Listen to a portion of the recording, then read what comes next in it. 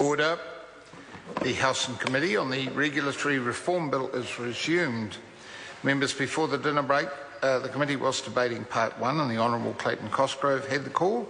He has just over 2 minutes remaining if he should wish to avail himself of that opportunity. I certainly do, Mr Chair. And Honourable Clayton Cosgrove. I'm gratified, and I want to acknowledge the Minister and the Chair. I'm sure sadly Mr Banks is not in the chair. I'm sure he is.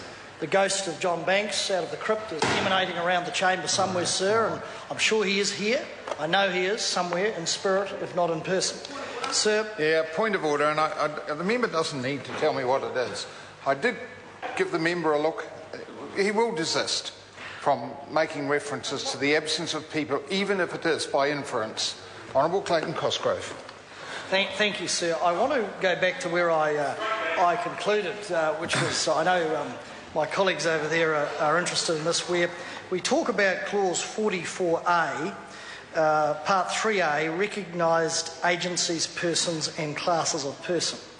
And this is an interesting piece of legislation because this was a piece of legislation, sir, developed by the Labor government. It is akin, I suppose, to a statutes amendment bill. It's an omnibus bill and it deals with a whole lot of technical amendments.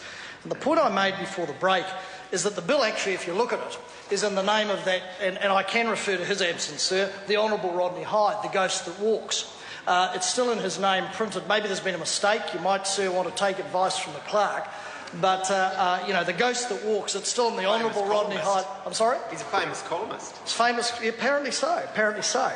And what I say is this is a heavyweight process developed by the previous government to deal with a whole set of issues. But sadly, the minister who inherited the bill, the Honourable John Banks, bit of an oxymoron that, the Honourable John Banks, who came and made the same claim as his predecessor, the Minister for Small Business, then the Honourable Rodney Hyde, that he was going to slash through red tape. Sadly, this is mere tinkering, sir, mere tinkering. For instance, we know that as part of this legislation, sir, this repeals 31 spent acts. And as I said before the break, at the last debate we had some weeks ago, because we know the government has hidden this since Mr Banks has had his troubles, it's been deep-sixed, buried, pot-riveted, welded down because they didn't want anything with John Banks's fingerprints all over it. And suddenly the police have said, well, I know he's got a bad memory, he wasn't sure whether it was a sack or a brown envelope, but he's back out of the crypt in the land of the living. We're going to deal with Mr Chair. Mr Chair. Sam Lotto Inga. Thank you, Mr Chair.